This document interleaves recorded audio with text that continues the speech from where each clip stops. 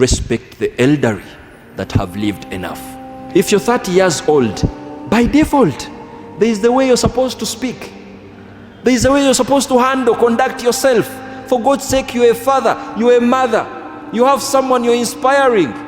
Isn't that reason enough for you at least to learn that Islam is giving you this discipline for you to respect? We think that if you're 50, you're 40, you're 30, you're 80, you're 70, you need to at least behave that age. Appreciate that age by behaving it. So if a Muslim understands that approach, you're going to respect the reality that Islam is actually giving you two disciplines. Discipline number one, you have an obligation to respect someone who has lived enough.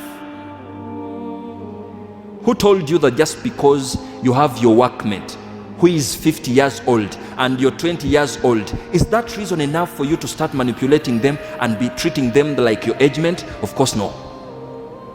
You have an obligation of respecting them. They have seen a lot. They have lived enough, and that's the Islamic guidance. And the second discipline is, this is the moderate position of Islam. As we are encouraging someone to respect the elderly, we are also encouraging the elderly to behave their age. If we have someone who is 50 years old and they are not proud enough to mention that in public, basically it's reason enough that they are not even in position to appreciate the fact that they have lived enough. You know what is going to come next? They're going to behave like young kids, because they know deep down, if they ever mention that they are 50, we all have the mutual understanding they are supposed to behave in a certain way, in an authentic tradition. Prophet sallallahu alaihi wasallam said, "Inna min ijlalillah." If you really want to serve Allah, if you really want to show respect to your God, if you really want for Allah to get pleased with you, ikrama the shayba al-Muslim. Just do one thing: respect the elderly that have lived enough.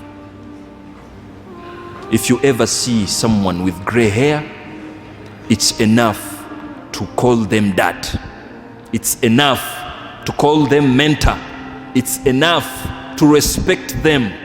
The fact that they have lived, that's enough Islamically for Allah to get pleased with you if you're doing that.